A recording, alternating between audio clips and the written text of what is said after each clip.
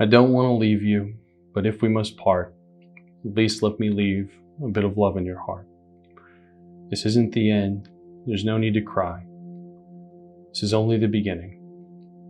I love you. Goodbye. That was the end to my first and only suicide note. I wrote it while sitting in a dim lit classroom in Pillager, Minnesota in 2004. I had planned to leave it in my locker for people to find later, but instead I ended up burning up the pieces of paper after sending that last part to a girl. That girl became a woman, and that woman decided to be my bride. After a lot of trial and error, a lot of experience, and a little time, I'm still alive. And now I'm starting a podcast that is inspired among many things by the idea of making connections. Rather than turning to lies inside, reaching out to someone can change the course of a life forever. It can form connections, opportunities for speaking life into one another. Over the past several months, God has been stirring in me to speak love, joy, and positivity into a world that is being fed negativity, hate, and fear. The most effective way that I have found to do that is by connecting with others and giving them an opportunity to share the joys and struggles that they've experienced in life so that the rest of us can learn and grow alongside them. So that's what I'm going to do. I figure that if I'm going to expect others to share their joys and struggles in life, it's only fair that I introduce it all by sharing my own. I've taken some time and dug deep into myself for this one. And what I've found is that the source of both our greatest joys and deepest struggles is that thing that each of us was born with. Some call it spirit, some call it soul, some call it heart. What I know is that out of it pours the very core of who we are as individuals. It's what makes us who we are and gives us a passion for what we love in life. Beyond that, it's up to us what we're going to let influence what we do with our love, and ultimately where our love goes. Early on in life, we tend to be easily influenced by our surroundings.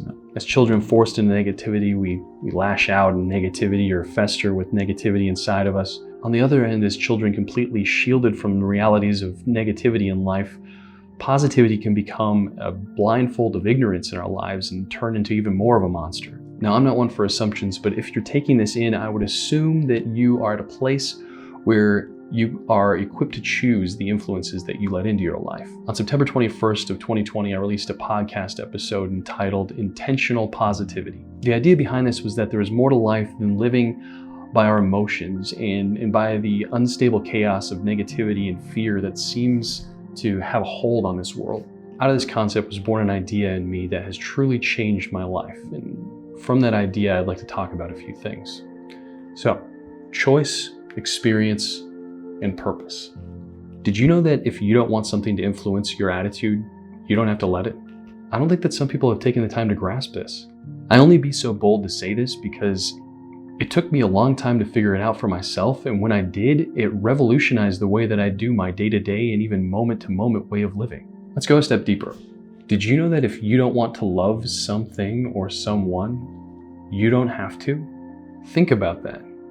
That one kind of blew my mind. Really, if you think about that, that's the very foundation of love. That's why love works. I don't have to love you, but I do. And that's why it's love. With that mentality, I stepped through the looking glass, so to speak, and shed a heavy weight of negativity and anxiety about the world around me. Also, did you know that joy and positivity are two different things? Look at this again. Choice, experience, and purpose. Positivity is a choice, as is negativity. All of our choices exist on this spectrum. Joy is an experience, as is hate. All of our experiences exist on this spectrum. But what of life's purpose? What's it all about? Why are we here?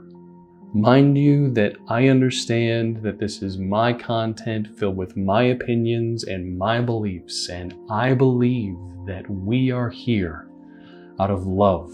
As someone who has glared death in the eyes, I can say that joyful, loving relationship is what gives us purpose in this life. It's the reason that I'm alive today. It's my purpose in life, and it's why I believe God created all humanity in the first place.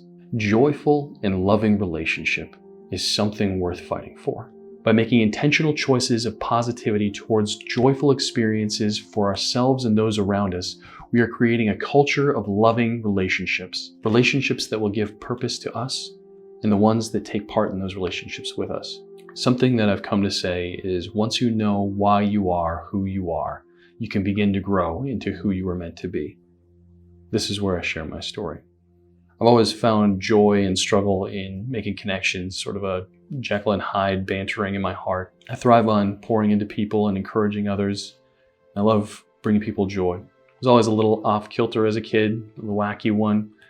And early in life, my role models were big screen greats, Jim Carrey and Robin Williams.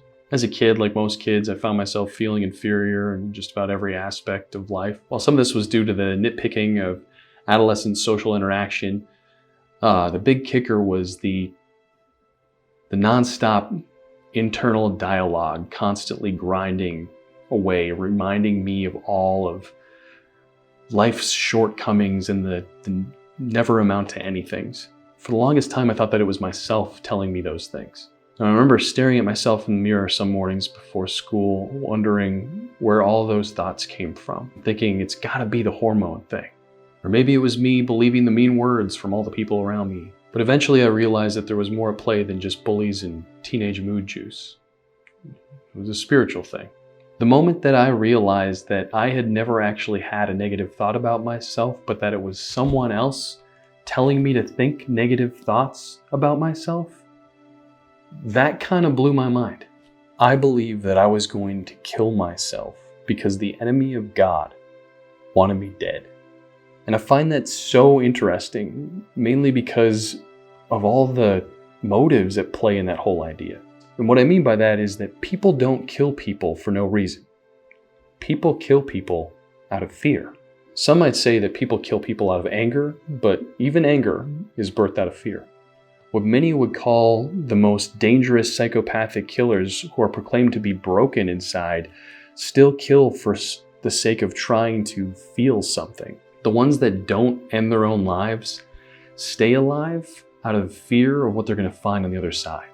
And the ones that do end it all do it because they felt that they couldn't connect with anyone. Their mindset leaves them in a place where whatever's on the other side has to be better than feeling so alone. To think that someone out there is scared enough to the point of wanting me dead is sad. This brings me back to choice, experience, and purpose. For choice and experience, I talked about there being opposing sides of the spectrum. And this is where we see the other end of the spectrum, that is purpose. At one end is love.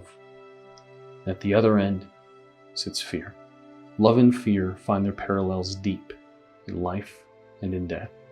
Leading up to the moments where I was going to end my life, the only thing keeping me alive was fear.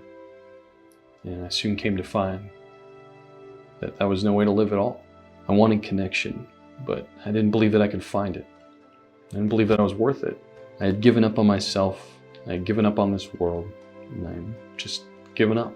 But now, love is why I live. I am proof that connection can be made, and made well. And the frustrations and mess of a life that was once seen through choices made via the attitude of negativity can be seen through a lens of intentional positivity.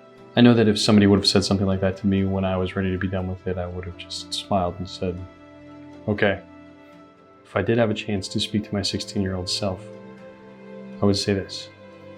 In those moments where you feel like life has lost purpose, and there's no worth in living this thing out anymore, instead of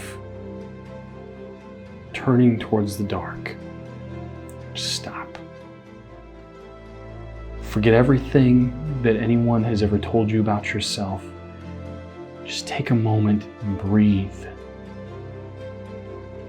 And if you haven't already, take time to define what it is that you have a passion for. What it is that you love.